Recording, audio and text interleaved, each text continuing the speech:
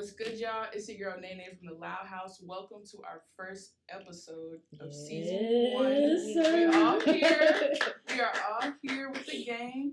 I'm gonna go ahead and start off by introducing myself. My name is Renee.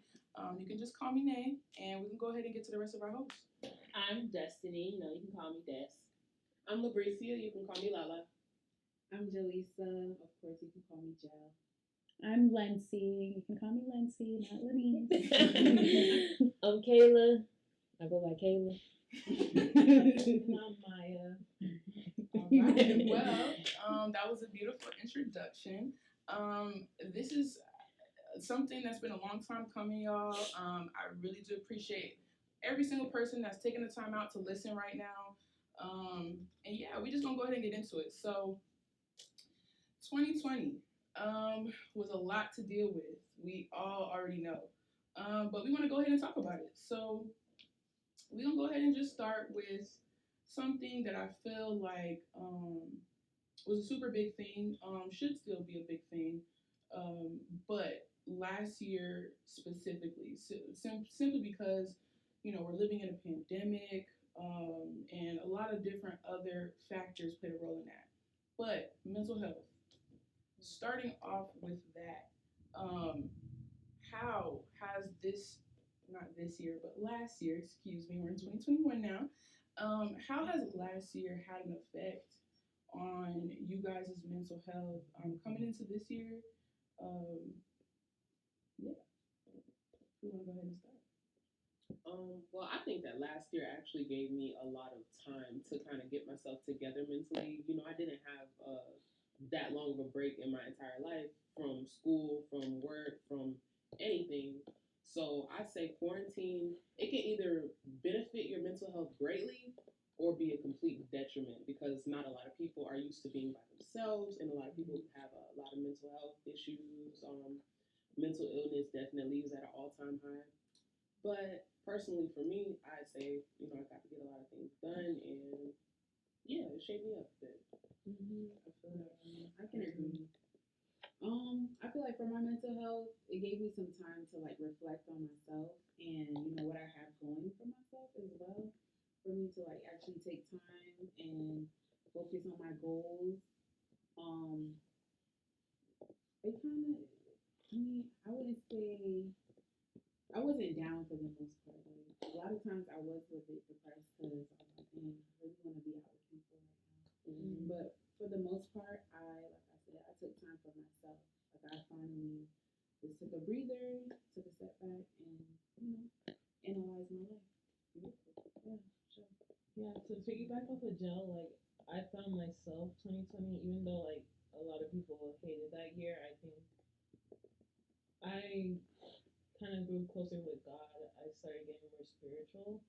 Like just in like a dark time, I found some type of light that connected me to my higher self and to like a higher power. So I really like appreciated that. And I'm trying to like go deeper into it, but finding myself like is something I appreciated that year. For sure. I'm gonna just piggyback off of what you just said real quick. I would definitely say last year, and even moving forward, for me personally, having to be in quarantine and even during quarantine, like I had an at home job, so it's like I'm always here, But even with me being here, kind of like what everybody else was saying, it last year has given me that opportunity to have that time for self reflection. And I didn't realize how important that time was because, the things that we do on a regular basis, going to work, going to school, just living our lives, I feel can distract us from ourselves, literally sometimes. And with quarantine and us kind of being forced to be inside, be in the house, I think it's given people, including myself, that step back to really analyze, what matters in your life. Are you taking that time for yourself? Are you recovering? Like self care, all that is included. But yeah. Mental health for me, 2020. It was crazy. It was scary, honestly, because I feel like there was a point in time where I was super happy couldn't wrap my head around like what I was even feeling or thinking at the moment. And I think it was very hard for me just because there was so much change in my life in 1 year that just kind of just threw my head for a spin, really. Um, Speaking definitely for like financial reasons and just being in between jobs all year, like that really just had my mind all over the place. Just, so many questions like, how am I going to do this? When is this going to get done? Is that even capable of being, you know, done? I feel like it just took my mind for a loop. And I think the greatest thing of it all was just to be able to come to terms with myself to say like, hey, everything's gonna be all right. And within that stress that I was going through and just everything, it was just like, everything's going to be all right. And I feel like with my mental health, it has grown so much because at some point I never imagined being able to have so much space of time to just do things or being at home. There's no reason to be outside. There's no reason to go anywhere technically, but I think my mental health with that really just opened my eyes up to like, you know what, you can survive through all of these things, like with the world changing, with things being different. And you can survive those things, and we actually did it. We're still currently going through it actually, but we did it. And I think that really just gave my mental health that reassurance, like for real, like everything's gonna be all right. Yeah, I think like financially, like that was like a huge stressor. I think for everyone in the world, like Yeah. right. Like when it started, like my mom was like, take out a loan. Seriously. But I'm not gonna lie, being broke was never supposed to be in the statement, in the life that but boy, was I broke. Like, it scared me. It really scared me. It scared me. I really did not know what was to come for 2021. I still don't know. But I was just scared of being broke, God. But honestly, like, even, the fact that we're bringing up, like, finances and just money, the fact that was such a big thing, I can definitely say, and this is just a point I'm bringing up before I forget, last year has definitely brought out the hustler in a lot of people. Yeah. Okay? And a lot of people, like, you know what I mean? Like, and I never thought about entrepreneurship simply because, like, I never took the time out to, like, research it, dig into it. In my head, I'm just like, that's too much fucking work.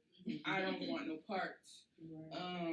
Until this year, I was like, or last year, I was like, I don't like being told what to do. And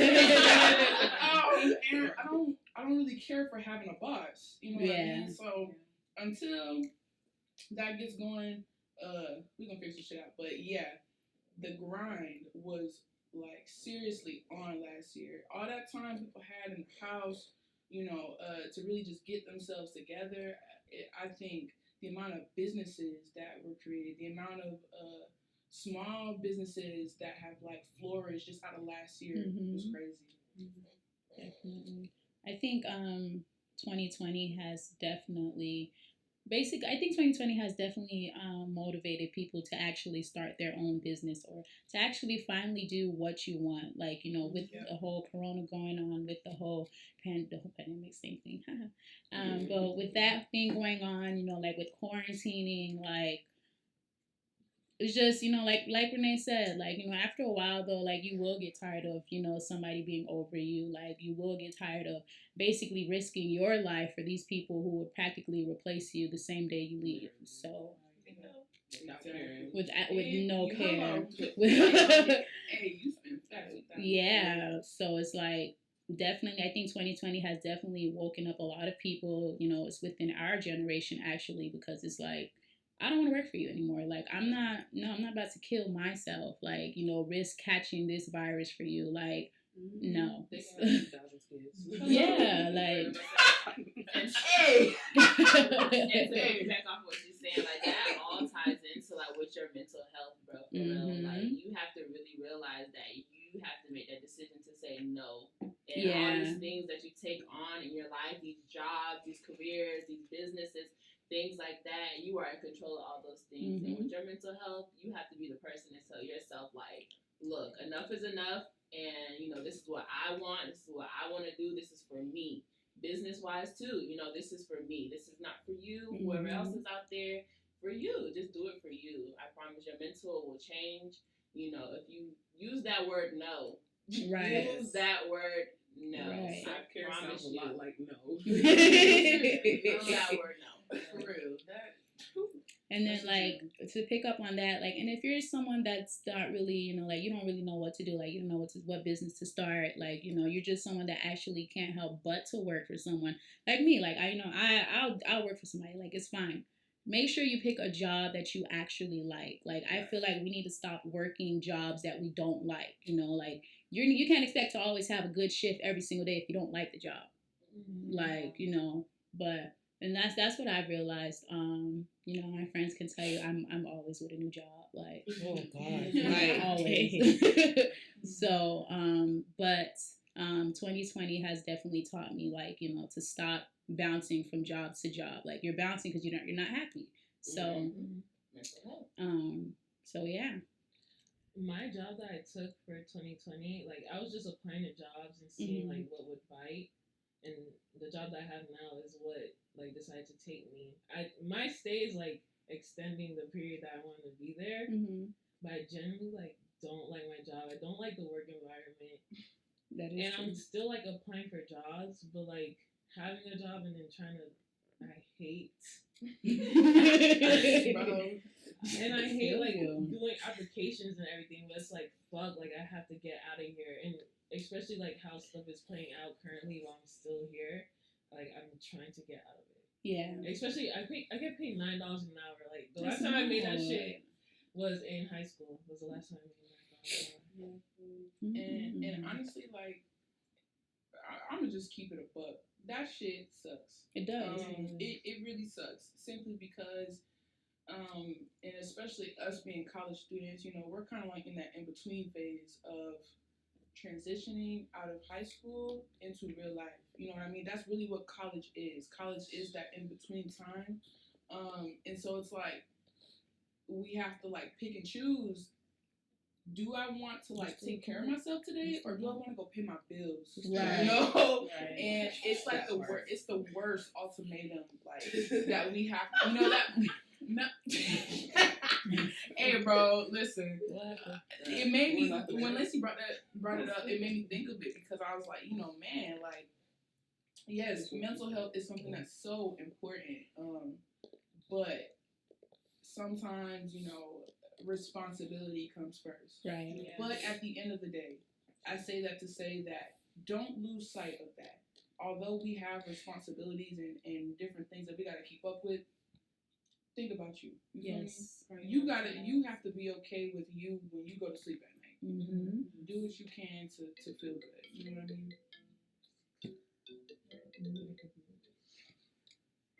Anyway, Kayla, do you have any thoughts? So sorry, I was waiting on everybody, but for me, 2020 was like a roller coaster, like Shikra. Like, so for me, it was weird because I feel like I was that friend in the group that like somewhat always had it together.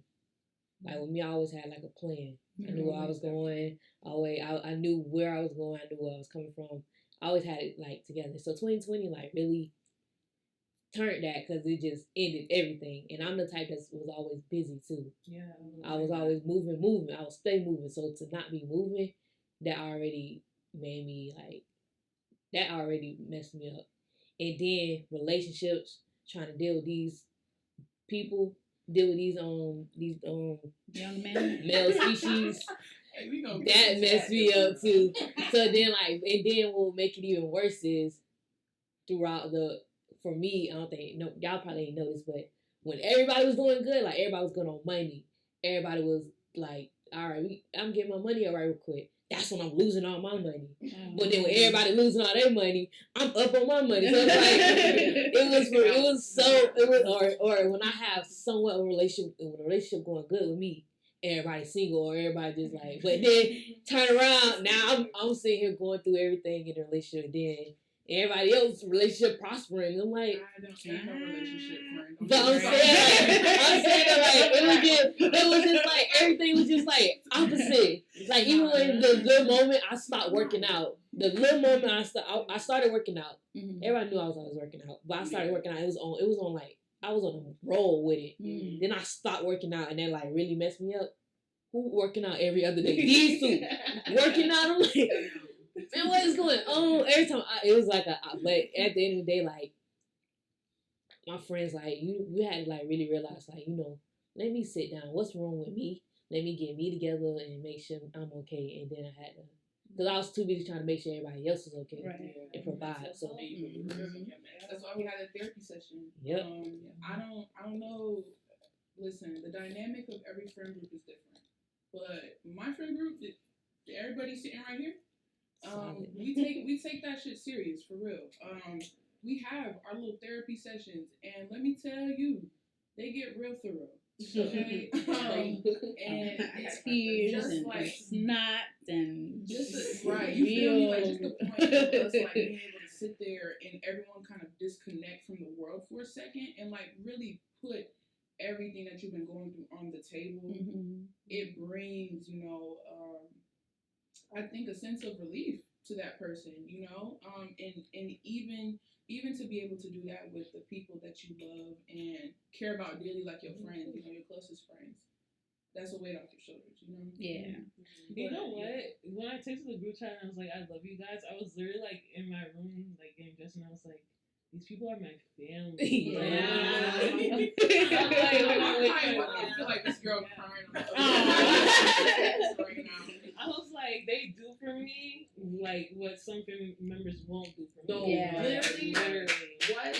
I mean, that's why they know more than my mom knows. Yeah, literally. I know. But to keep us on track,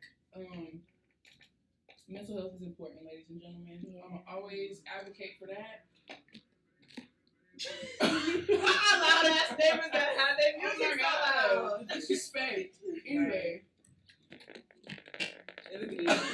It's like, if it wasn't as distracting, I would keep going. Okay, anyway. So, to keep us rolling on track, mental health is super important. Something else that fucks with our mental health. School! Let's talk about school! Let's talk about it! So last year was the year where Zoom University, Zoom Kindergarten, Zoom Elementary, and High School was introduced. How did y'all survive that? Like, in all honesty, I'm gonna start. Let me just go around this. Hey, wait, start from when it first shut down though. Like spring. Oh, trust. I'm gonna get into summer it. And then fall. Because your birthday was canceled. Yeah, exactly. Like I'm gonna go ahead and start it off because literally, like when we got put on quarantine, it was days before my 21st birthday, bro.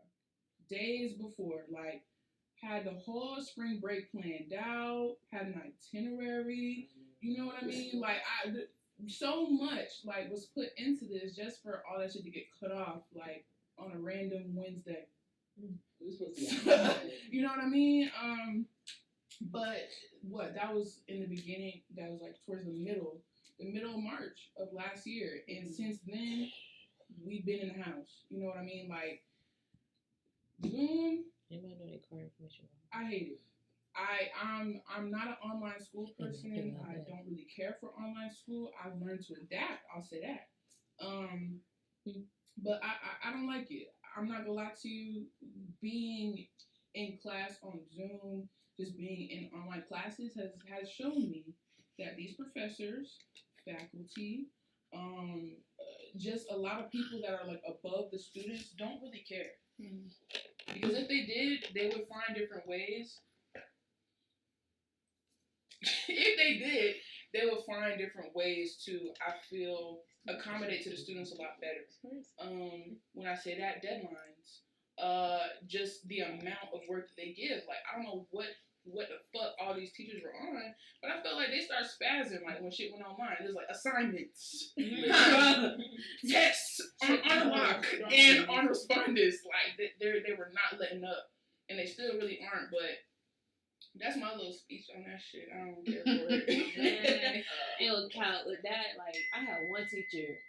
She didn't even make assignments due at 11:59. It was due at 8 p.m. What? Yes. Yeah. That was weird. The end of the day. What? But no, Zoom University for me, how I started out. First of all, let me tell you, this is how I knew 2020 was. I was online for, shout out to National Society of Persian Angels. So I'm online. Boom. I'm waiting, because I don't started it off the year online. It's January. And it was that week we was crossing, and it was the week before spring break. So I'm like, oh, we finna turn up. Like, I'm finally free. Finna go back to my friends, man. I don't miss things. Like, we finna tee up. Just for spring break, come back, and they say school is like done. I was so hurt because I'm like, I had so many things planned. I had so many outfits I wanted to wear. I had so many. I'm like, bro, I was gonna tee up, and then boom, like. So then that Zoom for me was like, oh my god, and then waking up and trying to do like classes, you just roll over literally, and I didn't learn nothing for the rest of that semester.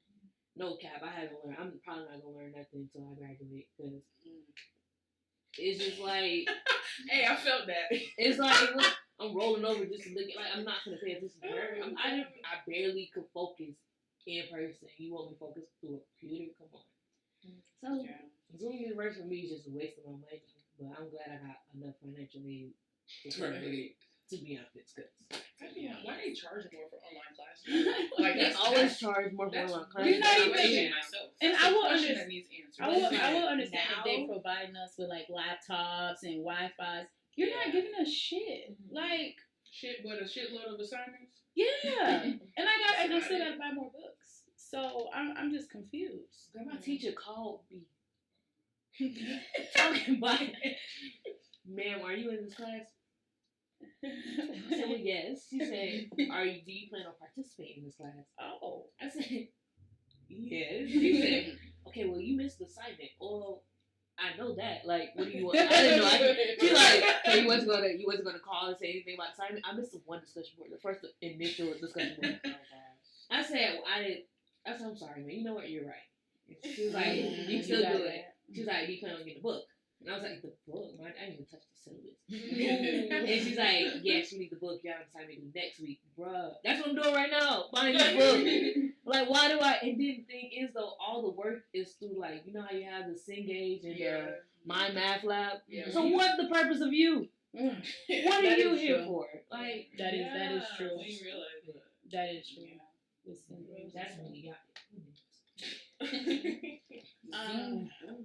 Oh, go ahead. No, you go, Miss Rattler. Woo!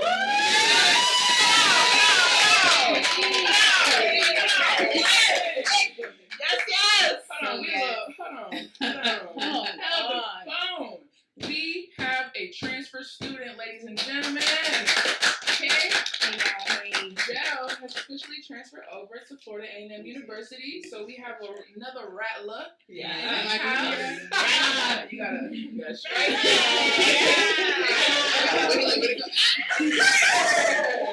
That's how you strike, man. I am Jaleesa Aline, a very health science student. But yeah, so Zoom Uni, basically. Yes, Zoom University, y'all. That shit really, it was make it or break it last year, honestly. It kind of depressed me because, like, summer, I had literally one class left, and it happened to be the class that I failed. And thankfully, I was able to, get my shit together that fall. And now I'm here. Yeah. I'm here. Glad you made it. For real. Yeah. I'm not going to really talk too much on it because, like, I'm not going to lie.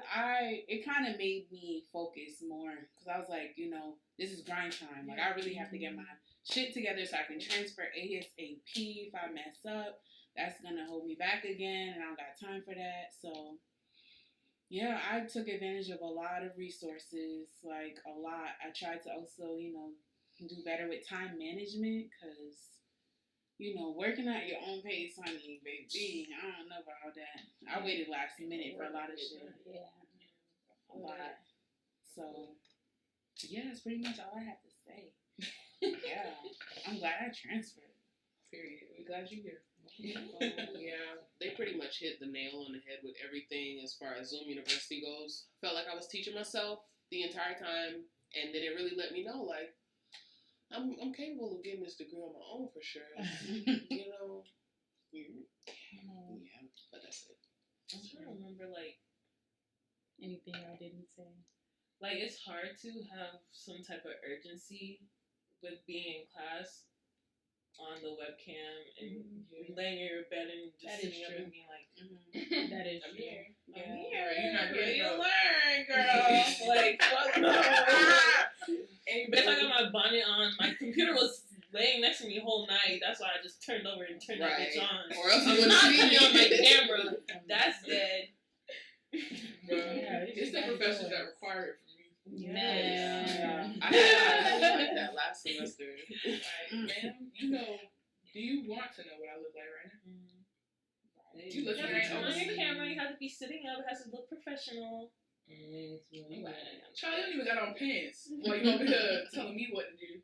But, yeah, honestly, like, there's not much to say, like, with Zoom University because I think it's another part of the multiple inconveniences that we've had last year. But, along with others, we've had to adjust. But with that said, I'm going to go ahead and end that off with school because I don't talk about it no more.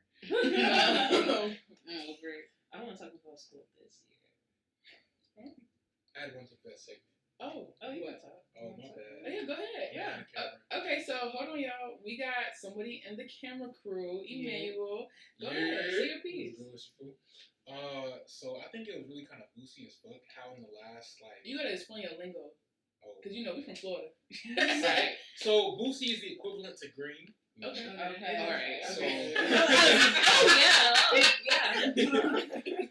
So how, like, in the last, like, I think it was like the last 2 weeks of school, basically made everybody who's staying on campus move off of campus while getting ready for finals and getting ready for I was like, that really didn't make any kind of sense to me. And like dealing with that stress and also worrying about where you need to live, and especially because some people don't have the placement or predicament to where they can go home or have like internet or they have a safe place to go home. So that to me just really did not make sense to me last semester. I was like, they should probably fix that or work on that because that didn't really make sense. And that's like, I agree. Were you living on campus? I was not. I don't live on campus. I live like hella close campus. I was trying to think about like the people who lived in Palmettos if they had to leave or not. They did. Yeah, everybody had to leave.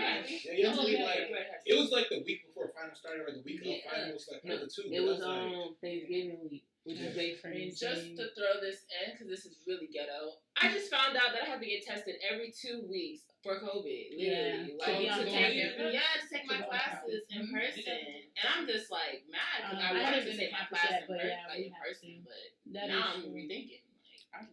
That shit for wrestling, I had to get tested every week for practice. Really? Actually, every day I had practice, I had to get tested.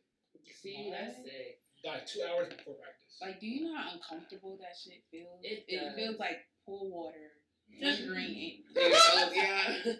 Like it's like once you get tested, what if your shit come back positive? Now you're stuck in the house for 10 days. Yeah. And then what? And then what do you do? It's just gonna be a whole bunch of bull. Child. The thing is, for those who work, who have to go to work, to miss such a long time, and then some employers, they're not paying you for that time, so it's like, what do you do? This shit sucks. That's what I was saying about the whole, the job's not caring about you. Yeah. That's crazy. 2 minutes. Yeah. So since we're done talking about school now, we're gonna get into a little bit.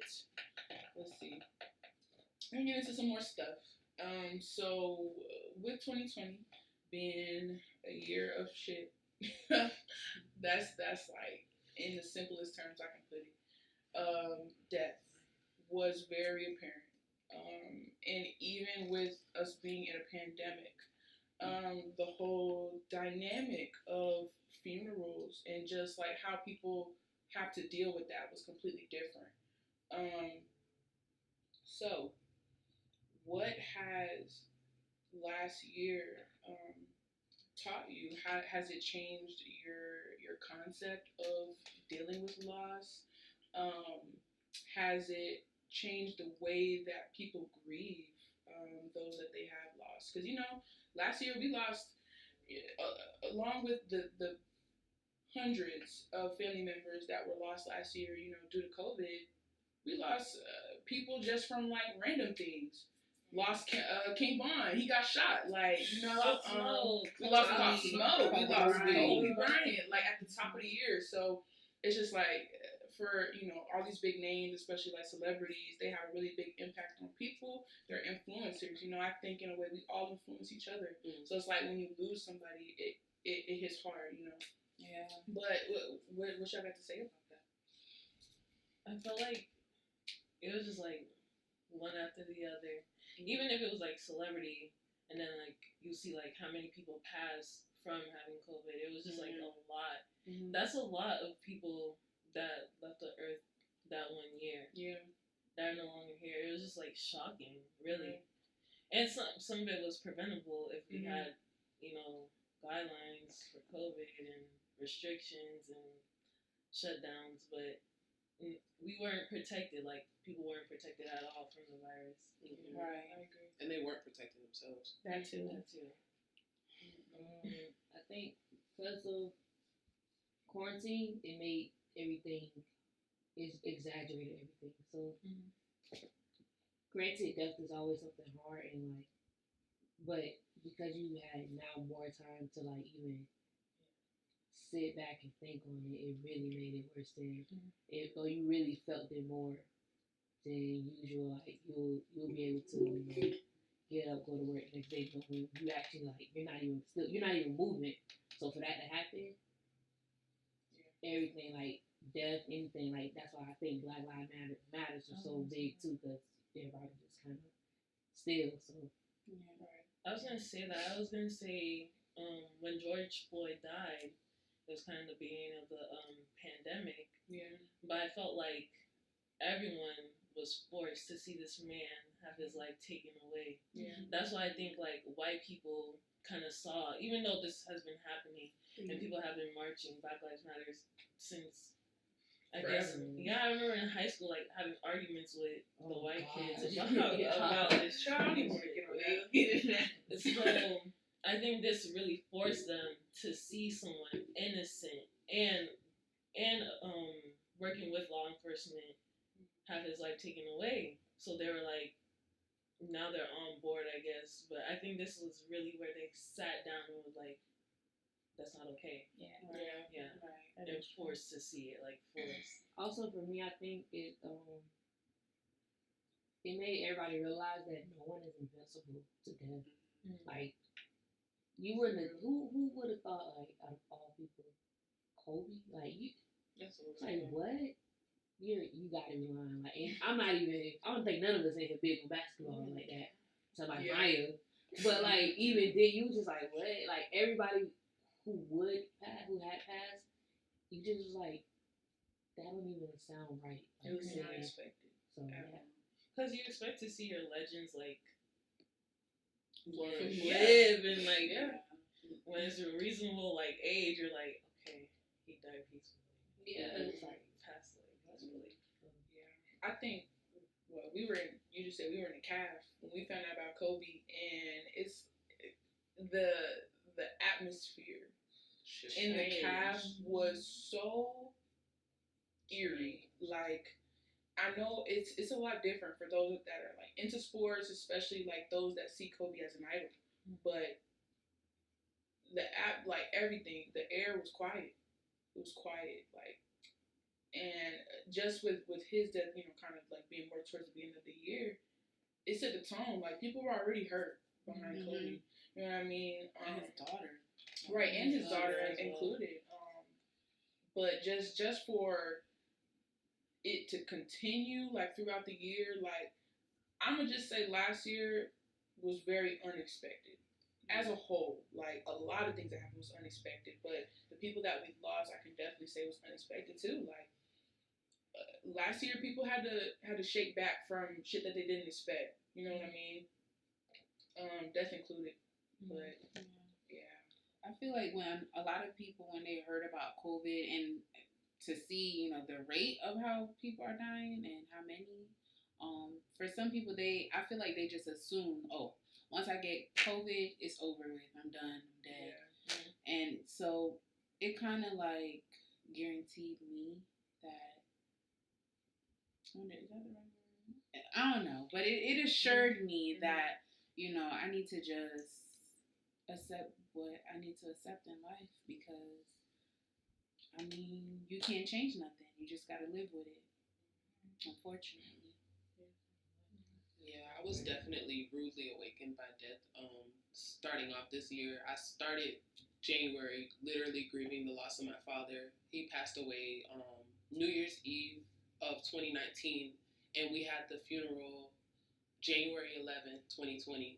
So that's how my year started off. That set the tone for the entire year, literally. And I mean, I knew people who lost significant family members as well. Like they said, Kobe, George Floyd, all of that. And I think that as a society, we have almost become completely desensitized to death. I mean, like, hospitals were stacking bodies on top of bodies. People were literally getting mass burials, mass cremations. Like, no one was like really present.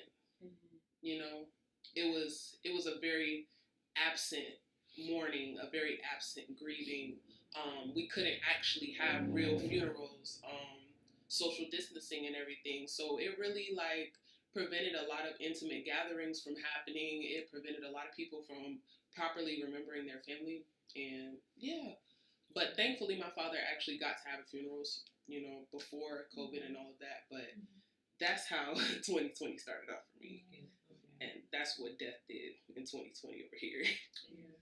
You brought up a really valid point, Bree, and it's crazy. I was just thinking that yesterday, like, or no, this morning, I seen something on Twitter. A pastor, he was killed outside of his house. Wow.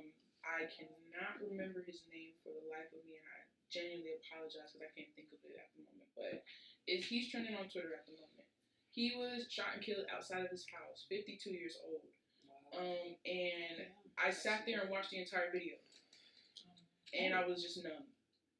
Like, and I feel like that's what it's been, like, ever since George, not since George Floyd, because this has been a thing. Right. But more so just me, like, being older now, a lot of things have become desensitized. Like, I don't know if it's just, like, because it's too overwhelming, it's too, like, frequent, but especially with police brutality, it's on blast now. It's on the internet for everyone to see. It's any and everywhere. And the fact that people have access to a video of someone losing their life like that, it's beyond me. It really is. And just when I find out that people pass away, when I find out that people die, I really don't know what to think anymore. I don't. Yeah, it's a lot. It's a lot. Take care of yourself, for real. Anybody else? Just like also, It's a gloomy topic, you know. Yeah, I know. like Breonna Taylor as well. Yes. I don't want to say her death isn't being, well, her death isn't being, how do I put it? Taken serious.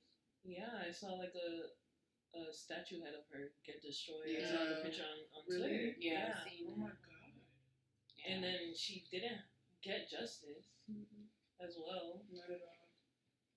And if her boyfriend didn't survive, we would have just, well, the court would have just went with what the police told them. They went with it anyway. He's alive and they went with it anyway. Yeah. That's the saddest part about it. Throw that man in jail.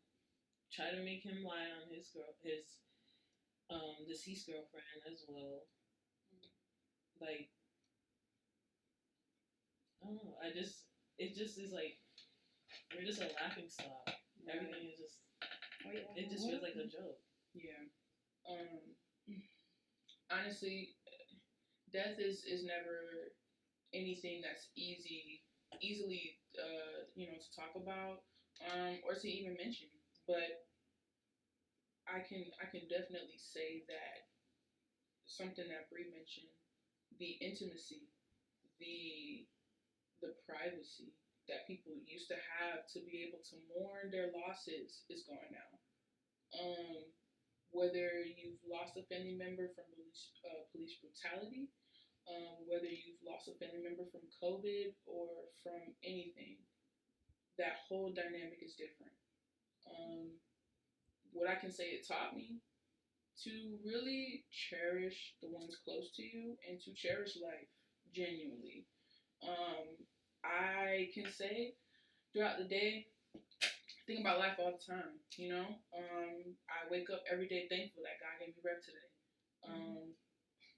And it's like you just gotta use your 24 the best you can. You feel me? You gotta use your 24 the best you can, and really just understand that everyone's time will come. So enjoy the time that you got here. You know what I mean? But we just gonna end things with that because we're not gonna keep talking about that forever. We're gonna bring up the election. Oh gosh. So the election, this year's election specifically, I feel like was one of the most important elections that we've had, like in history, for real. Simply because Donald Trump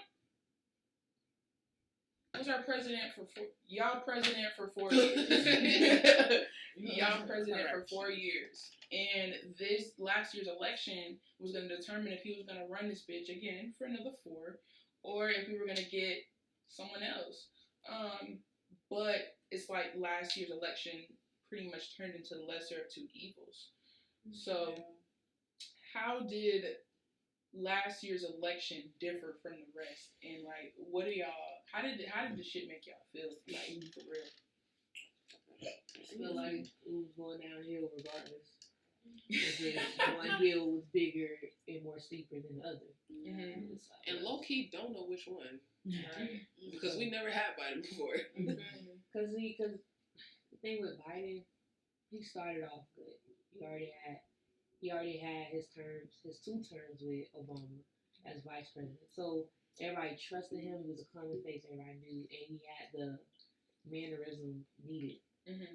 But I feel like he got consumed with Trump foolishness, and then end up embarrassing himself and diminishing his credibility and title and name. Because don't get me wrong, every person in politics has something bad about them, has a con. Even Obama, they do. They all have it. But it's not so much to focus on that because as many people be like, well, Biden and all that, everybody in this world has something that is a con about them. So with politics, it's even more because sometimes they have to make tough decisions that affects people they didn't want to affect in that way, type thing. Mm-hmm. Or, So, but Biden I feel like he got too caught up in this whole propaganda and all that stuff going on with Trump, trying to compete with him. He ended up diminishing like his credibility and what he's done and how he can relate to the people. Because believe it or not, Biden went through a lot. That man has lost. Like not to go back on that one, not to go back on that subject, but that man has lost a lot, and to be able to still push through. And the crazy thing is, like every time he loses somebody, it's when he wins an election type thing. Like when he won senator, lost a son. When he won when he won vice president, I think he lost his son. When he won senator, I think he lost his wife. Like stuff like that. So the fact that he even running again, you would think he'll focus on that, but he got so caught up in trying to be bigger and compete. Yeah. You can't compete with pettiness. It never works. Right. It never works. So. You will not win. You will not win. So, that's my take on it. I think this election was actually taken more serious than the one 4 years ago. Yeah. I think this election also pretty much showed the world, how powerful Black people are. Because, I personally feel like, this was the election where a lot of Black people actually got up and was like, well, you know what? Fuck that. I really don't want another 4 years with Trump. Like, Yeah.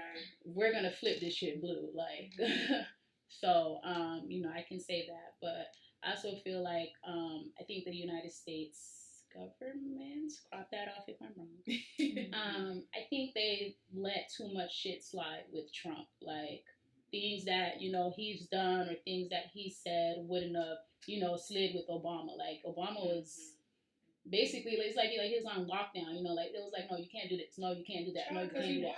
Right. But you have Trump doing a whole bunch of bullshit. You have say something. Yes. The things that they expected the Black president to do, the white man did. And they loved him. Exactly. This man is fucking on his wife. The Black man happily married. Right.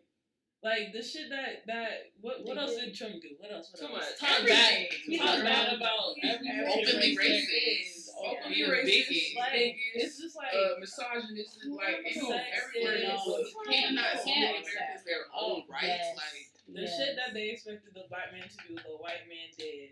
And he's done so many like illegal things during his presidency, and it's like now, he's pretty much trying to, now that he's about to leave, he's pretty much trying to cover his ass, and it's like, you shouldn't be allowed to do that shit. You're passing all these pardons and shit, just so that you're protected, just so that your family's protected, just so that your friends are protected. And it's like, it doesn't work like that. You feel me? Like, you can't do bad and then try to cover that shit up. And then speaking of impeachment, second one. We're literally living in historical times. Yes, like that's dumb. This gonna be in somebody's text. Speaking of textbook, that shit's dumb. Like, y'all should just kick him out the first impeachment. But okay. Bro, I was ready. But yeah, it also with Trump, being that I am a child coming from immigrant parents and a whole background of family members from overseas, it made me also realize, honestly, there are, and excuse me if I have to say this, I don't mean to offend anyone, there are actually Black Americans who are very ignorant themselves. Oh, yeah. And that made me realize, y'all may not be for Trump, but in some ways, y'all go for, well, I'm not saying y'all, but those people, they were like trying to say, well, immigrants, they shouldn't be here. They don't work as hard as we do, and they got our jobs and shit like that. And it's like, it pisses me off to hear shit like that because you really don't know where they're coming from and what they've been through. Right. But for you to come out of your face and talk like this, what kind of work ethic do you show? Mm-hmm. You don't have anything. Mm-hmm. But, And you were born here. Right. That's what my mom said to me all the time. You were born here. You can excel. They don't throw that shit in your face. So it's like, it just made me realize, to also watch out for other Black people. Yeah. So you know how they say not all skin folk. Yeah. Is that how you skin folk? Yeah, that. And that made me realize that's so true because they really don't be for us sometimes either. And to pick up on this, the whole immigration ICE thing, like Jill said, I've also came. Well, technically they weren't. Okay, yeah. So I've also came from immigrant parents, but they basically did the whole legal process of the whole residency thing and whatnot. Yeah, but of course. Growing up, my mom, may she rest in peace. She used to always tell us about, when she did come here, the type of work that they were doing. And pretty much, it's pretty much like field work, like picking peas and all that stuff. And, I would remember the things that she would tell me, like, about the type of work that they would do. And then I would hear people say, oh, yeah, immigrants, y'all are just stealing money. Y'all are just trying to depend on the government, trying to, do all this stuff. And I'm like, you feel me? I'm like, half of you guys are government assistants, like, and that goes for white and Black people who are against immigration, who are for it. whatever it's called. But you know, yeah, and it's like I had a conversation with this lady at my job. I ain't gonna say her name, but you know, we were pretty much talking about the election and whatnot, and then she brought up immigration. So one thing about me, if you're gonna talk about immigration with me, bitch, you better have your facts ready because, bitch, I will school your ass. Like, so she pretty much said, you know, they're not working, blah blah blah blah blah, and I'm like, okay, well, ICE just came and picked up most of these people who were working in the fields, who are out there doing your construction work. You feel me? You don't see white people working at all. Like, you know, when they become homeless, they're on the street fucking begging. You see a Mexican person homeless, you won't even know they're homeless. You're just gonna see them with flowers, either selling flowers, lychee, whatever it is that they have to do. You know, they're grinding. Immigrants, they grind. You got motherfucking white people on fucking disability checks because what? Oh, I'm a veteran now. Bitch, you're still walking. Right. Bitch, you're still at all these little Trump rallies, like, you know, screaming. It's just like my thing. But you disabled. And like, Lindsay, I'm gonna piggyback off you. My thing is that it's really those that either like don't have a friendship and or relationship with an immigrant, have never spoken to an immigrant, and don't come from an immigrant household that have so much to say about what the fuck immigrants do in America. Exactly. You know, I'm a product of two parents that are immigrants. You know what I mean? Majority of my family are not from here. Me and all my cousins are pretty much first gen at this point. You know what I mean? Like, we were all born here. So to be raised around that and to just like see the work ethic and just like the sacrifice that they've had to make to simply be here, right, is a lot. You know what I mean? And so the fact that there are those people that literally come out their mouth and say that you have no right to be here, you don't deserve to be here, why the fuck are you here? You don't come to me with that. Do not come to me with that, because I'm gonna be the first person to turn you around until you get the fuck out my face. For real, for real. Like, I've sat there and had to watch like my grandparents clean up after fucking people that don't give a damn about a maid. You know what I mean? My whole family worked at a resort, cleaning up after everybody ass, white ass specifically, that walked in that bitch. You know what I mean? People, family members that were like chefs, like all these different jobs that nobody cares about or pays attention to, that they're the ones picking up the slack for. That's why I'm like, what jobs are y'all complaining about? Because they're doing the jobs y'all don't fucking do. Exactly. You know what I mean? Y'all ain't gonna be out there in the fields. Like, y'all not gonna do all this construction work. So y'all why are you complaining? Damn sure not gonna sit in the kitchen for hours, like, you know, cooking, like all the stuff that immigrants do. You guys would not do. You guys barely want to work at McDonald's. You know, first of all, bitch, y'all rely on unemployment checks. So, hey, wasn't there? If we want to talk about laziness, bitch. Wasn't there a name for like niggas last year that was just like living off of that? Unemployment boy? Unemployment boy? Yes. But that's what I'm saying. Like, you know, like a lot of y'all low-key relying on unemployment. So it's like, honestly, who's really the lazy one here? Right. If we're being honest. Like, it's just like, to be real, why are you speaking on some shit that like you don't even, you know nothing about? You know? It's really that sense of entitlement. Yeah. Being born here, I think, and I'll speak on it because obviously I was born here, but I think those that are born in America do have even the slightest bit of entitlement because they have so much access to things here.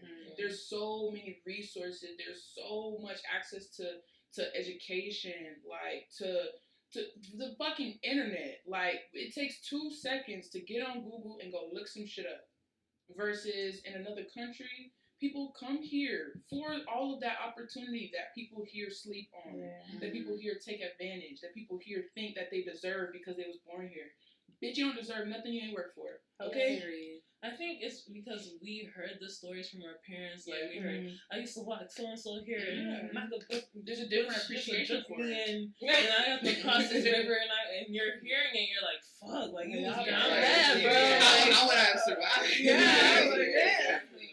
That's what I'm saying? Like, it's just like we see the two different perspectives. Like, we're born in it, but we're hearing like the struggle. So we're like, damn, I gotta do good so I can support. You can appreciate it. There's a different appreciation there. Yeah.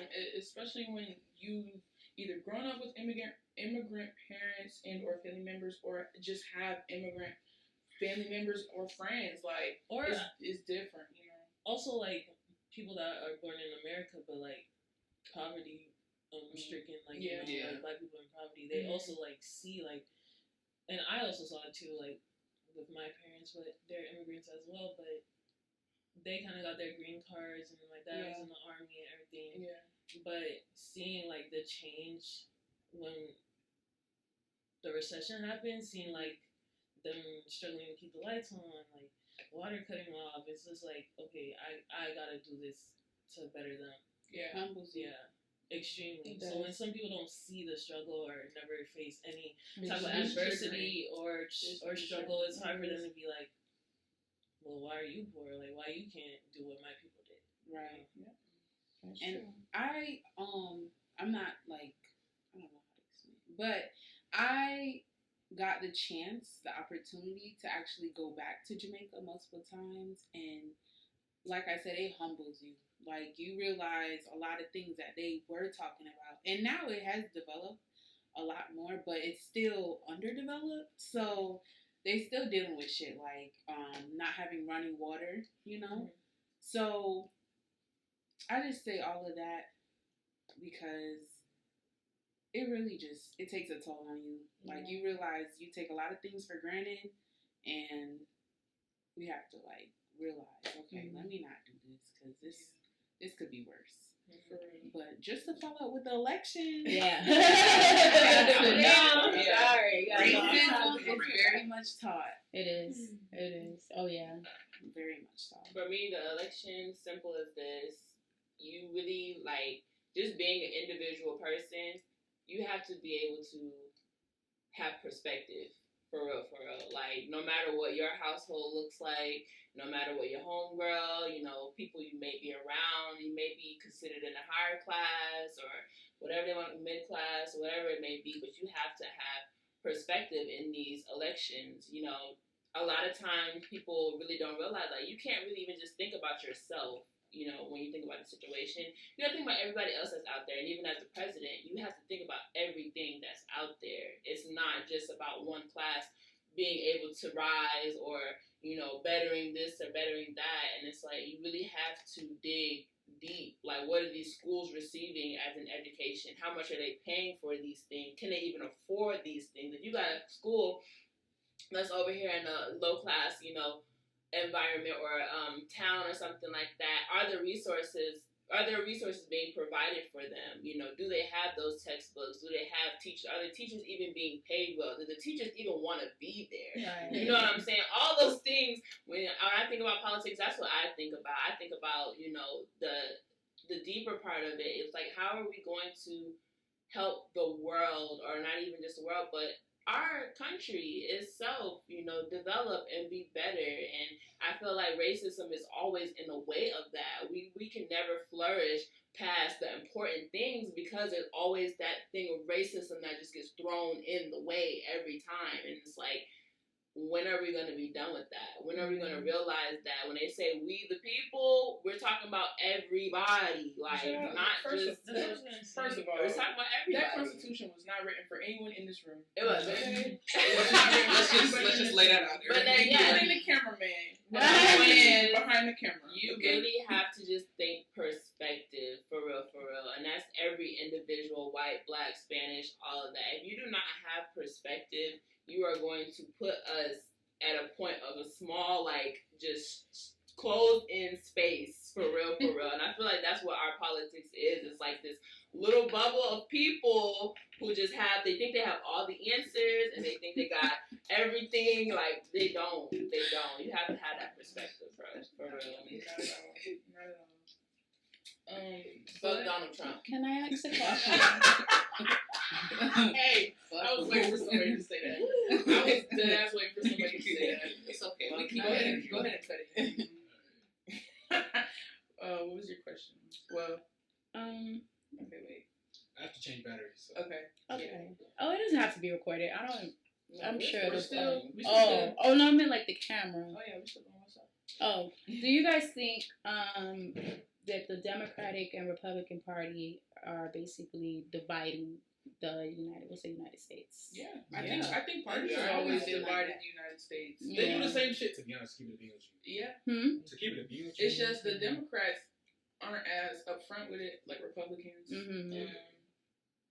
But yeah, I think a lot of, I don't say it all the time, but I think people have a way of complicating things. Just like boiling down to like social norms.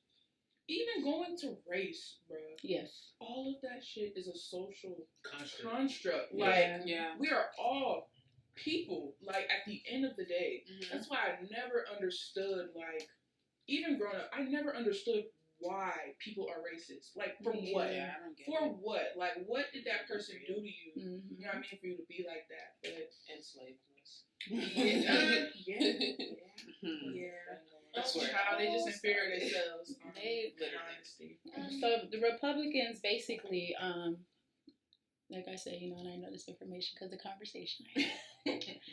They believe Black Lives Matter is pretty much a terrorist group. And so when I had the conversation with the person, and I'm like, well, what makes you think we're a terrorist group? She said, well, it's a whole website. And I said, Don't organizations have websites? Calling it a terrorist group? And she said, well, it's a whole website about it. And I'm just like, about it being a terrorist group? That's what I'm asking her. So she's like going around the question. She's like, well, it's a terrorist group. It's this. It's promoting. She didn't want to let you in on their secret. And I'm like, well, what the fuck did it say? Well, what did the website say? Right. Well, let's go on the website. Friends. Send me the link. Send me the link. I feel like it must be showing or giving awareness, right? Like every other. So I was like, okay, well then I'll let you know. I'll tell you this. Black Lives Matter is not a terrorist group, but if you do see, any Black Lives Matter groups that are pretty much promoting violence, that's not the Black Lives Matter that we're associating ourselves with. We don't associate with violence. We don't involve. We don't motivate that shit like you guys do. We're not rubbing shit on the walls at the Capitol and all that. But that is disgusting. Violent and ghetto. Okay. But I'm on that side because I'm like a terrorist group, like dirty. But listen. The election was super important. I'm glad that shit's over. Mm-hmm. And by the time you're listening to this, I'm sure it's gonna be inauguration night. So thank God we got another president. I'm really looking forward to some serious reform, like for real. Reform in a lot of different areas because it's about that time. It's been that time, but it's about that time. You know what I mean? We're in 2021 now. There's a lot of things that were, like I said, we the people was never for all of the people. Yeah. You know what I mean? It's about time that we kind of we go way back and let's get some change going. Not back, because back there, I don't want to go back there. It don't look good back there. And back there wasn't for us. Let's move forward. Right. Forward. When I say that, I mean just like a lot of things that were set in place that have never been changed ever. Including the Constitution, including different statutes and bylaws and bills, just a lot of different things that were set in place that we never had an input or voice for. It's about time for that shit to go. According to this page. Yes. The free dictionary. Bring us the free dictionary facts. Because I'm on the website. Terrorism Act. The calculated use of violence or the threat of violence against civilians in order to attain goals that are political or religious or ideological, that word, in nature. This is done through imitation or instilling fear. You the motherfucking civilians. Black people are scared. So name one person in Black Lives Matter that have hurt somebody that has hurt somebody that has. But it's because they're afraid. But because one thing about Black Lives Matter, we didn't stop a bus because the white people sitting in the back and the black people sitting in the front, and we blew that bus up. We didn't do that. Right. We ain't going nobody's church. Did we shoot up schools? We didn't shoot up a church. We didn't shoot up a church. A church. A church. With members in them. We didn't shoot up no school. We didn't blow up a church with 4 little girls in there, did we? No, we didn't do none of that. We didn't used to put people on crosses and make their family watch, so that way the rest of the family. We didn't storm the Capitol, but Black Lives Matter is a terrorist group. I'm ready to go back to work. That don't make sense. So the KKK can do all of this and not be considered a terrorist. But Black Lives Matter is a terrorist group. Supervisor. It doesn't make sense. It would never for me make sense. And you cannot tell me you ain't finna consider the KKK as a terrorist group. First of all, matter of fact, whoever writing these damn textbooks, when you put KKK in a textbook, terror, next to ISIS, next to the Taliban, put KKK. It's called domestic terrorism. It was a meme on Twitter. It was like it's true. Like, oh my gosh, y'all, and I was just like, oh, Nancy, you need this job. I just like, oh, that was me at the stadium, but. Renee? We'll say that. That's for another video. I seen this meme on Twitter that was like, I think it was a housewife, but it was like how all of the parents, like meaning us, are gonna be behind our kids looking at that fucking textbook to make sure we that bitch right. Because what did that page say? What did that page say right there? Say it out loud. I was there. It's wrong. Okay. And yeah, they need to update those. You got orientation email? But we're gonna close that off, and we're gonna get on a topic that I feel like people want to know, regardless. But dating, the latest next dating, or we should be hearing dating. Just like I was saying, I want to claim you. I'm sorry. The microphone right there. Like that's why we keep trying to move it back. Shut up. I can. Yeah. Yeah. Shut the fuck up. All right. So we're gonna end things on election, and we're gonna go ahead and get on a topic that I know everyone probably don't want to talk about, but I feel like people want to know regardless. Dating. The more y'all talk, the more I gotta do this over. Huh? I have to keep doing it over because I'm introducing the next one. So don't talk. All right. So to close things off with election, we're gonna go ahead and run this into the next thing, dating. Like I said, and I've been saying it, the dynamic of just how life goes is different. Especially the fact that we're living in a pandemic. So how has the dynamic of dating changed for y'all? And I want y'all to genuinely speak on your personal experiences with dating and just with men and how that's been for you. In 2020. In 2020, yeah. In 2020. You could talk, we're in 2021 now, so you could bring it kind of like into this current, yeah. Mm-hmm. Well, I guess I'll start off because Go ahead, Jill. So last year, honestly, I had no expectancy on talking to anybody. Was that the word? Expectancy? Yeah, expectations. Yeah. Well, shit, y'all know what I'm talking about. But yeah, I didn't know, I really had no thought or no concentration on a nigga. Like, I wasn't thinking about nobody. And I really had no desire to, because of the pandemic as well, because I was like, these niggas be with these little nasty bitches. And, I just don't want nothing, I don't want nothing. But yeah, surprisingly, I started talking to someone near to the middle of the year. So, we're still talking. This how hard you cheating for me. I don't know if y'all see her behind y'all, but I can hear it. I feel the butterflies. At you, friend. I missed that. Yeah, I'm a bit nervous because y'all see me over here. But yeah, we're going pretty strong. I'm not gonna lie. I do see us progressing every day. I know I talk a lot of shit, but niggas ain't shit regardless. So sorry, man. Yeah. But yeah, I don't know what else to say. Yeah, we going strong. That's it. So my question is the fact that, like I said, we're living in a pandemic. Shit's different. How has your expectations of dating changed with how life is now? Because obviously we can't really do as we used to. Right. So I try to think about it like that. Honestly, because of course we can't go out. We haven't actually really been on dates. Mm-hmm. So that is weird for me. That's different. Like, I'm used to, oh, you want to go here and there? We go out to eat. You know, we'll probably go to the movies. We haven't done anything like that. Mm-hmm. I know there are people who do shit like that, but I kind of don't feel comfortable. You know, it's weird. Yeah. So I don't know him on that level yet. Like, I don't know him romantically, dating-wise. Like, out on dates. Like, I don't know that side of him yet, like how he can get. Mm-hmm. Of course, I know him like the other way. Shit like that.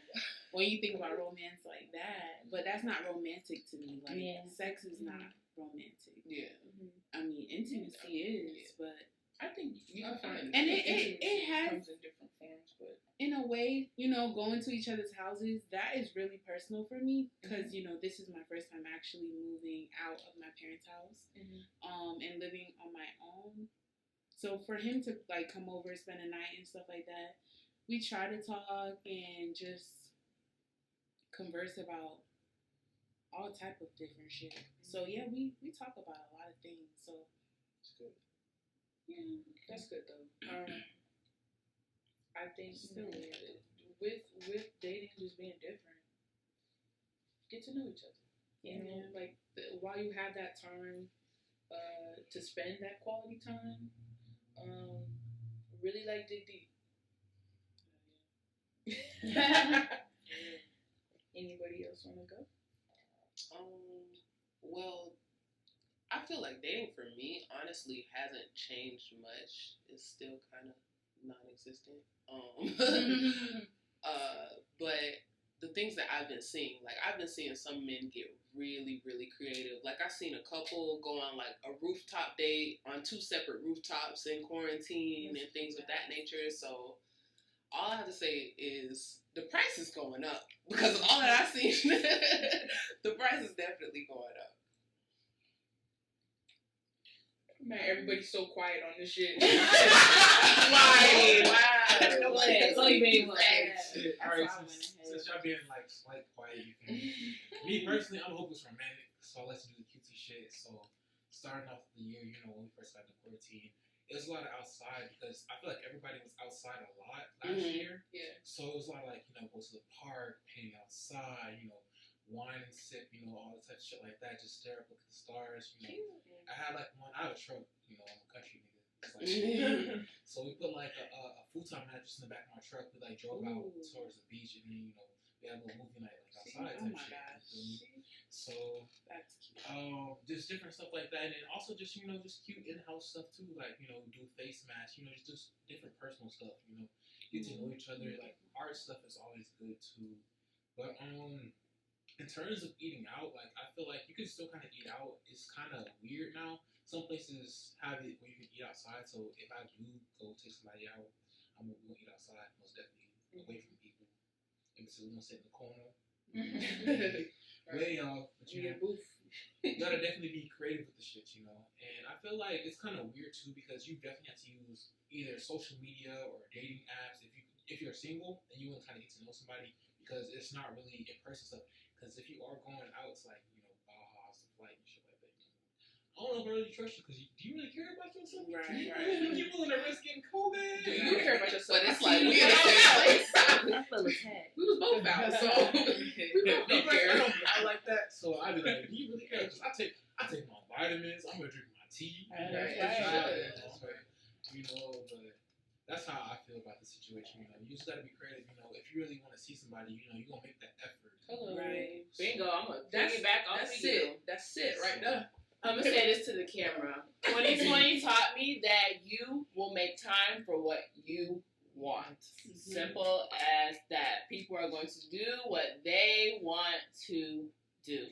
2020 for me, I went through a breakup. So that was kind of interesting because I was used to being with somebody and then now being in like the whole pandemic. Dating is hard. Like I don't see people. You don't get out to mingle as much. I go to FAMU. We be outside. FAMU is outside. So it's like for you Sadly.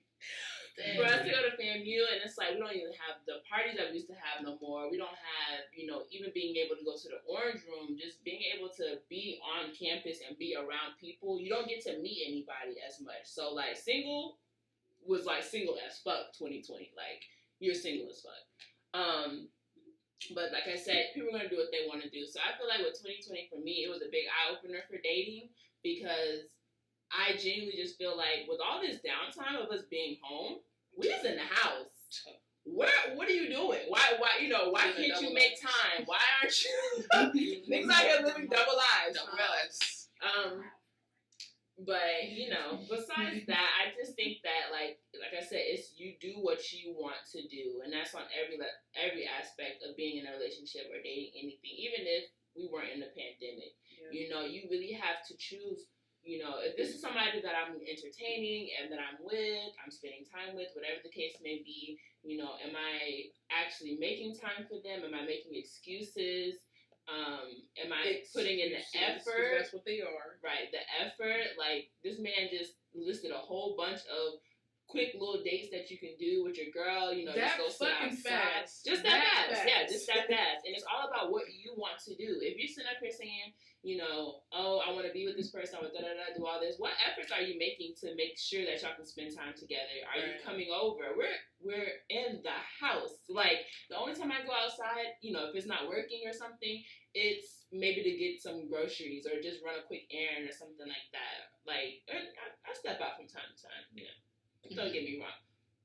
But it's all on what you want to do. Like that's literally all of that. And if you're not making no effort in the person that you're trying to entertain or be with or whatever the case may be, it's going to fail. I feel like a lot of relationships failed in 2020 because it was that struggle and that battle. Why aren't you doing these things? We are home. Why can't I talk to you? Why can't I see you? All these just, little things, but it's just a big idea. Like, you're going to do what you want to do. So if you ain't doing it, don't be mad when you get booted. Don't get mad or when kicked somebody to else the curb. Or don't get mad when somebody else decides to do it. Somebody else do it. That's the real tea. You want to say something? Oh, I just said real quick. I just would like to say thank you to all my female friends who we went on friend dates. And all y'all's different. Yeah. Right. We went to the park. Also, if you really want something, bro, I flew to DC to help my girl move. So if I really want that, y'all can get that. Right. You feel me? And that's really what it is though. It's like, girl, you was just talking about jumping out of a plane the other day. No, it's like, in all honesty, people make time for who and what they want to make time for. And that's always been something I live on. And last year, if anything, I feel like emphasize that. People are at home. You're at home. What are you doing? Why you can't text me back? I don't understand. No, and that's exactly the point. Like, Emmanuel just said, like, 6 different dates that were all in the house or something that was quarantine friendly. So even with the dynamic of dating just being different this year, people make time for who and what they want to make time for. And that's that, for real. You want to spend time with me, you want to do something with me, you'll find a way. And vice versa. You know what I mean? Yeah. But since I'm talking, dating is non-existent for me. I haven't really been dating. I just got out of a breakup, 2019. So 2020 was me more so just trying to get back to being single again. Kind of adapting back to that life because, when you're in a relationship, especially for an extended period of time, I was in a relationship for a little over 2 years, almost 2 years, I lied.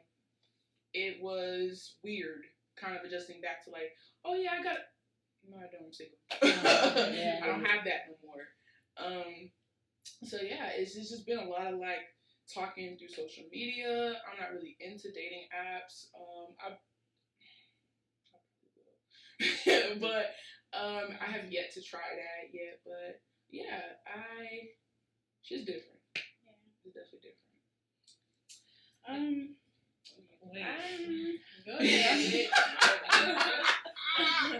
It's you rocking in the chair. Okay. I would say, as far as like dating and stuff, honestly, before 2020, before 2020, I was always the person that, how can I say?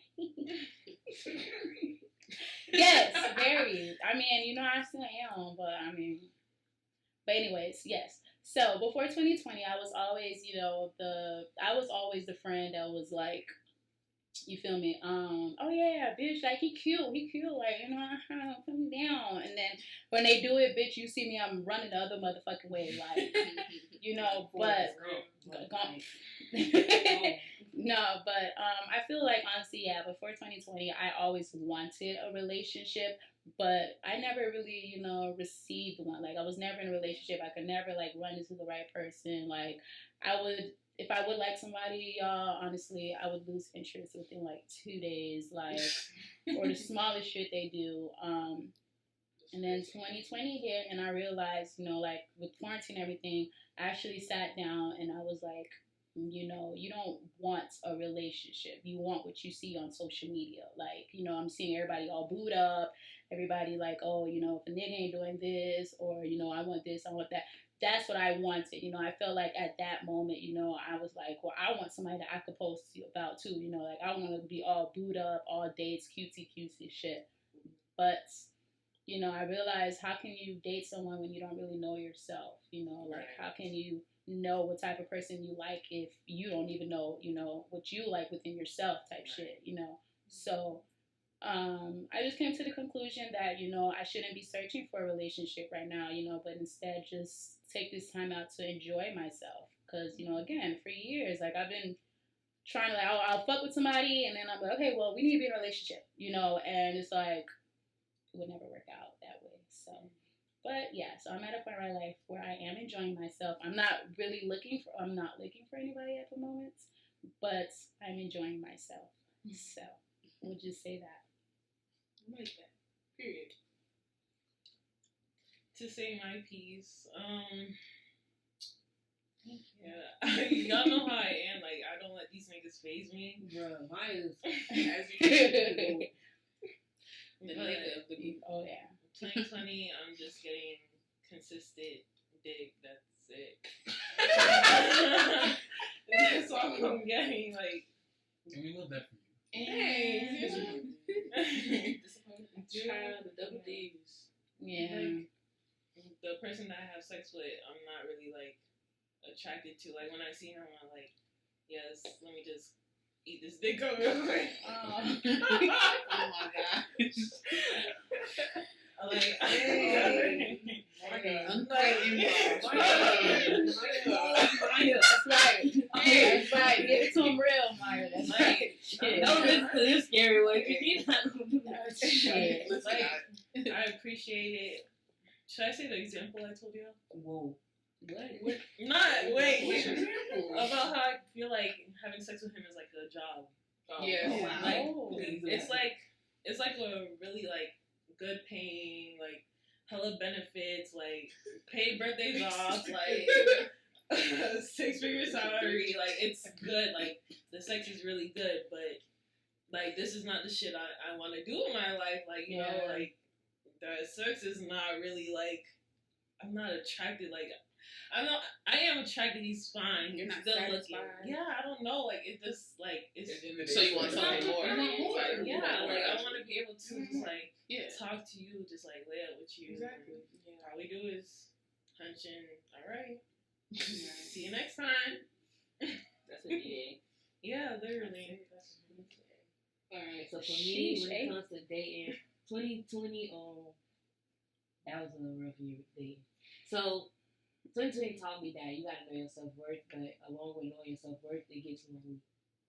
Because I'll find myself, like, understanding, like, what I want And I'll say like, no, I want this. Like, this is what I want in a relationship. Da da da. And then like, I'll still run back to this dude, and he's not providing none of that. But it was the fact that at least I had somewhat of comfort. And then when I didn't even have like a comfort, when I didn't even have nothing like a comfort from him or anything, like I didn't have his presence or nothing, his time or nothing, I would find reasons. He was good. He was good at talking. He was good at making me feel like, well, maybe you're not doing enough, or maybe you should do this, or like I would I would start questioning myself, like, damn, like, is it me? Like, okay, I could do that, and that would make everything better. I could do this, and that would make everything better. It took the whole year, to be honest, to realize like that's not it. That wasn't it, and I didn't deserve that. I deserve more. So moving forward, I'm making sure that we don't have the same interests, that's fine. We just stay friends. We don't have to be together. We don't have to try to compromise. We don't have to do none of that. We just gonna be friends because it makes no sense for us to sit here and compromise. We just got here. Like, damn, we compromising already. Like, no. So moving forward, if you don't want to do what I do, I can't call you to hear you breathe. Right. You're not for me. If I can't call you just to say, hey, all right, never mind. Or if I can't call you over little stuff, like, if you one of those, like, bro, you could have texted me that. No, that's dumb too. I will call, hey, I'm outside. I'm not gonna text that. I'll text it, but I'll still call. So if I just can't call you, if we can't go on like little random little dates, and my thing is, I'm not big on money. I don't care. You don't have to have money. Yeah. So if you're not willing to want to please me as much as I'm willing to want to please you, we're just not gonna be together, and that's just that. Yeah, that's true. Yeah, that's valid. Compatibility is important, but I think one thing that I've definitely learned is that although you really like this person, may even love that person, you may just not be compatible for real. In that another thing, in that I did also learn that people are going to do what they want, like for real. Especially these niggas, but we'll get on that another day. But yeah, people are going to do what they want. So stop trying so hard to change somebody. You know, people change when they're ready. People change when they want to. So it's like, don't sit up there wasting all your time with this one person, expecting things to be different or expecting things to change at your rate. They're not living your life. They're in it, but they're living their own. You know, so it's like if y'all not on the same wavelength or at least trying to, we just homies. Yeah, you feel me? And I'm gonna leave it at that. But ladies, we are coming up to the end. So you want to cut that real quick? I know it's a couple minutes left. It's like yeah, we'll need a little more. And blah da da. All right, so to close out today's episode, our first episode, the last thing we're gonna bring up is growth. Something that I feel like is a lifelong thing. People constantly grow their entire lives, but it's understanding that you have room to grow. How did 2020 change you? What were some of your New Year's resolutions and goals that you was looking forward to this year? And what are some gems, like serious gems, like lessons that you learned that you want to share to somebody else? Well, 2020 for me. It's okay. Okay, so yeah. So my question was growth. How has last year, like, what did you learn in your process of growing? Because I feel like that's a lifelong process. But like, what's a gem or like a lesson in particular that is gonna stick with you forever? something that will definitely stick with me forever is how I learned to release expectations and ego. Both of those E's can get you in trouble. So that's definitely my gem for 2020 because I have a habit of stringing together a lot of scenarios that I would want to happen, and I know a lot of people have that habit. Not good. I released that. Ego, just allowing your pride to get hurt, your feelings to get hurt in so many situations. When you don't take everything personal, that's when you elevate. Honestly, that's when you elevate.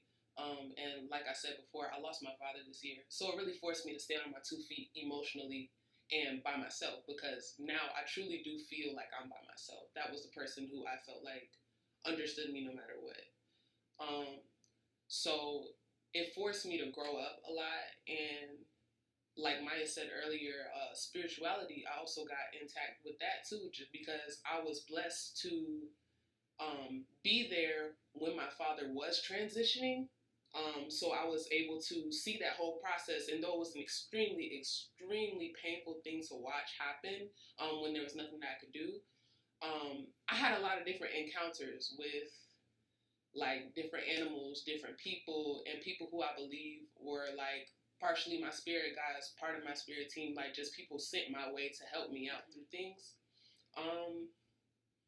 Yeah, so overall, I definitely say I've grown as a being, a multidimensional being, a human, a daughter, and a student. Yes, ma'am. Period.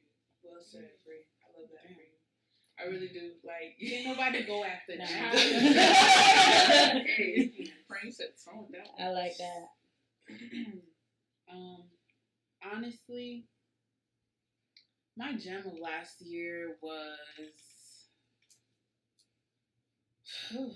it was basically me realizing that, just like you said, I literally had to stand on my own 2 feet. Even though I've been doing it, but I literally finally just said, okay, like it's just me. I got to get myself together for me. Mm-hmm. No one else would do it. So earlier, from 2019 going into 2020, I was depressed. I'm not gonna lie. I was very depressed. I had no friends. I was completely lonely, had nobody. So 2020, I had to grow that, there may be some lonely times, but I had to really come to senses with myself. Like there's so many self-realization moments for me last year. I just sat there and just said, damn, okay, once I do this, I know this will happen and I can get myself together. And that's how I was able to grow because I was able to not sit there and depend on people for my happiness. I was able to, just get up and go and do what I needed to do. And that's how I was able to, come in contact with y'all. And I'm trying not to be emotional because it was like, it's just every time I think about it, it was just some dark times. And I was able to find myself last year, honestly. I feel like I was able to really be myself as well. And, even like having some family members, it's like they kind of like turn their back on me for me to run away and get myself together. Mm-hmm. And that was really hard for me to realize that. And then, to have you guys also, I welcomed you guys as my family as well. So I feel like I've grown a lot compared to last year. I was a little ass girl. Yeah. I'm a grown ass woman now. Period. Yes. I'm glad the gym because I'm very similar to Listen on your toes. Yeah. I'm saying playing football. 2020 definitely made me grow up. And it made me not be selfish. I realized how selfish I was. I was so used to people like if I did have a little problem, they was right there to help me. But then like 2020, we all had problems, so I had to figure out how to help myself and not sit here and depend on y'all for like company and all that stuff. So like me and Rod Wave have gotten really close. Like it's one song he says like learning to love myself. I've been on every weekend. Like Yeah. That hit different because Yeah, I I was know being exactly what alone. that is. So like I started being alone. I had to realize I had to teach myself, and I'm still teaching myself how to like be happy alone, make Yeah. myself happy, not depend on And that's one okay. a guy or even depend on y'all. Not to say I would never be there, but like, and then like I said, I had to grow up and not be selfish. I had to realize everybody has something going on. Mhm. Yeah. I used to have in my head like, man, nobody would ever. You know how people be like, man, if you was in my shoes, you wouldn't fold. Like people love saying that, but I had to realize like everybody goes through things. Like the world doesn't revolve around you. Right. So how about you try instead of sitting back being sad, waiting on somebody to come help you?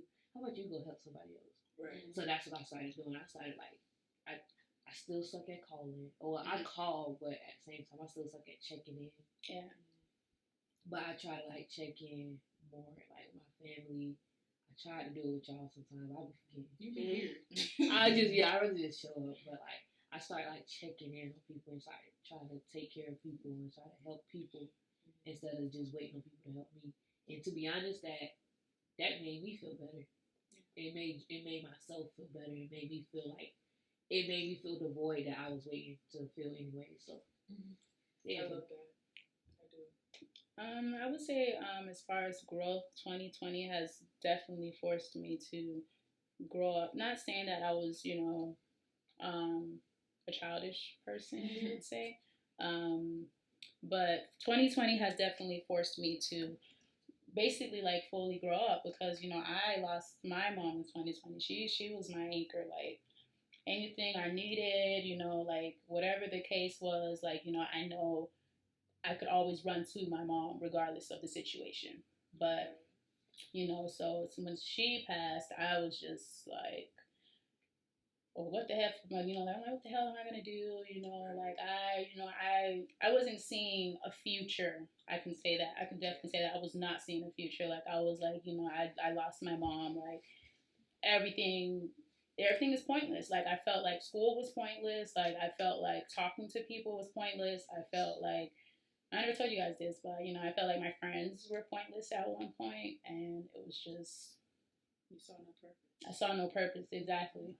But and it was weird because it'd be like when I would wake up, some days and I'd be like, I just don't want to talk to anybody. Like I don't fuck with anybody. I would literally wake up someday, y'all, like I don't fuck with nobody. Like I don't talk to nobody. And so weird, because those would be the days where you guys would be blowing up the group chat, like talking about just nonsense, and I'll just be sitting there reading, just laughing and stuff, and I'm just like, fuck, like, okay, well.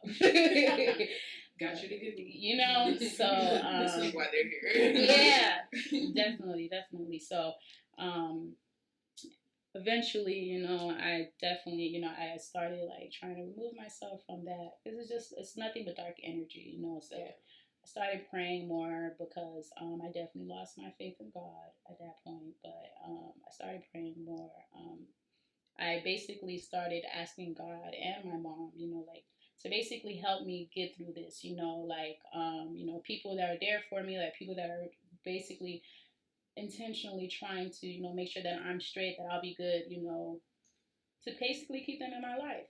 So yeah, and it just there y'all was just texting like like nonstop. Like so I would say that I've definitely grown as a person though. Definitely more independent. I don't take shit from nobody anymore. Like when were you really taking shit? Right. Yeah. Ever. So why did you when we go out? Yeah.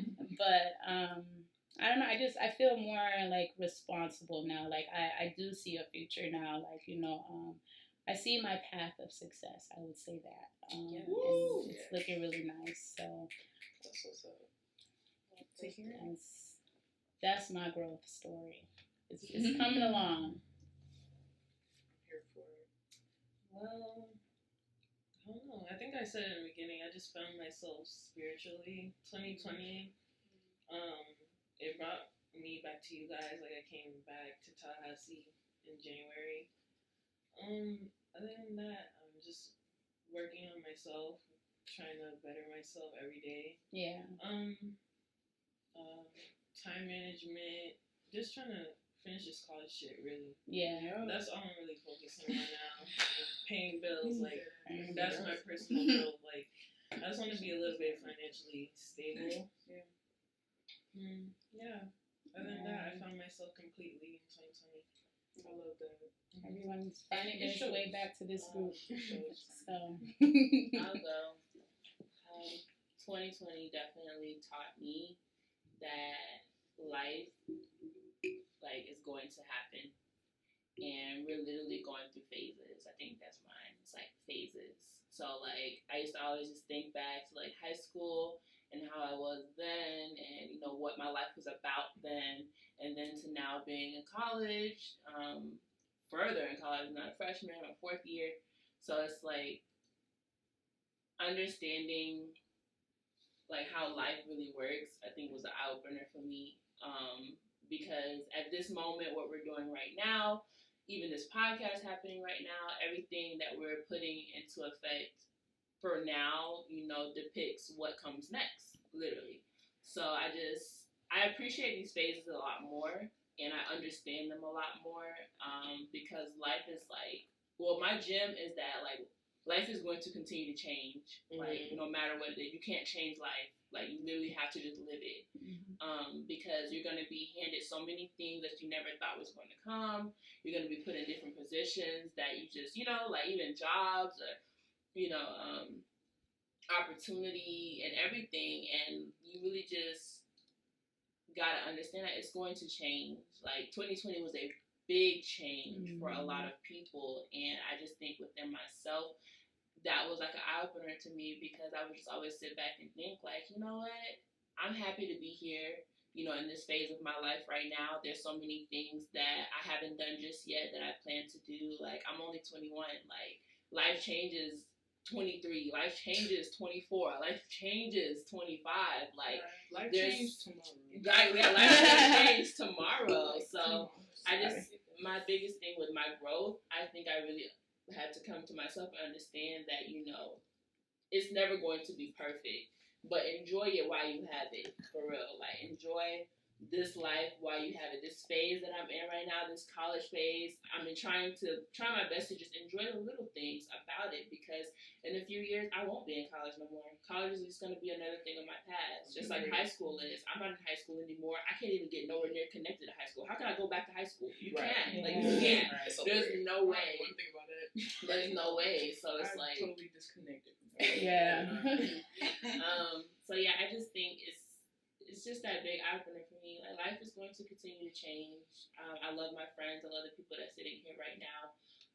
And I genuinely feel like in this phase of my life, I'm trying my best to just make the best of it with what I have, and that's just simple as that. Because in a few years, we may be handled different stress. And my auntie was telling me, she's like, oh, you're so young. Then I always complain about how stressed I am, and she was like, but the thing is, there's a difference in 21-year-old stress and 30-year-old stress and 40-year-old stress. Like, you're going to be handed so much. So literally live life and be like, live it the best way you can. That's all that we're all trying to do, is just live the best life that we know how to live. So growth-wise, I'm very proud of myself for a lot of the obstacles that I thought was going to like beat me up and had me sad down and just like completely out of it.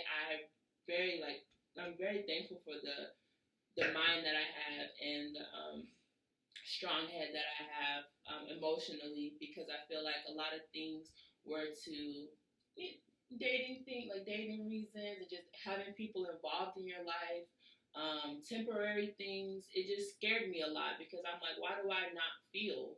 Why don't I give certain energy to certain things, and why didn't that break me as much as it probably was supposed to, or could have really broke me? But I just had to snap out of that, tell myself like, no, it's because you're strong. It's because you have this this type of mindset. It's because you are who you are, and that's why you're able to overcome a lot of the obstacles that a lot of people probably been broken by. Like, it's because I'm built for it. Simple as that. So thankful for the growth in 2020. Yeah, for real.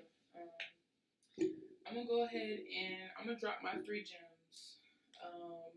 a lot of, what everyone has already spoken about, I feel we've all had to experience, self-reflection, the self-growth, finding value in yourself, a lot of different things. But I think that the top three things for me, that if I couldn't grasp before, I'm grasping now. Number one, stop caring so much. Stop caring so much. Kind of like what Bree was saying with the just not learning to take shit personal. I can call myself an empath. I care so much about what other people got going on, making sure they good, making sure they're taken care of, and I'll fully neglect myself in that process. And so with noticing that neglect for myself, I gotta stop caring for real. And like I say that with love, because when I say I don't care, it doesn't mean that I'm going through life just like bulldozing and kind of just being selfish. Yes, I'm being selfish, but I'm being selfish for me. You know what I mean? I'm being selfish for my mental health, And that's for okay. for my sanity, and because I want to live life for me. Like, yes, I get fulfillment doing things for other people, being there for other people, being that person to lean on for other people. But sometimes, I need somebody to lean on too. Yeah. Right? And so sometimes I gotta stop giving a fuck. Like, and that was like one of the most important things. Another thing that I realized, with last year and just like the process of growth, is that the shit don't stop.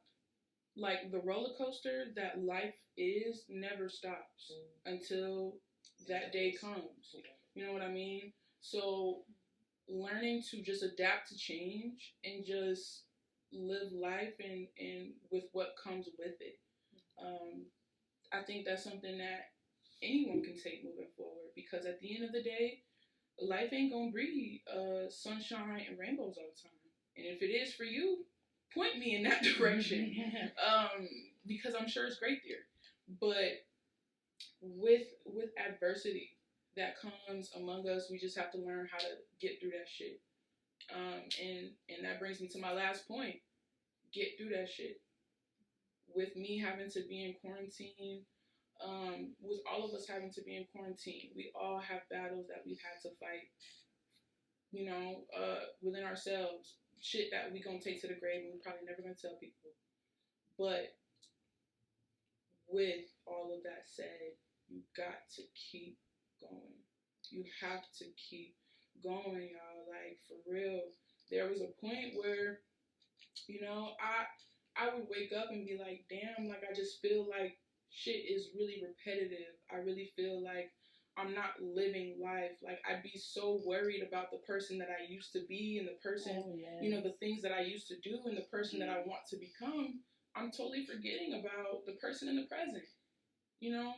Just being present and living life and understanding that it's bad now, but it ain't gonna be bad forever. Right?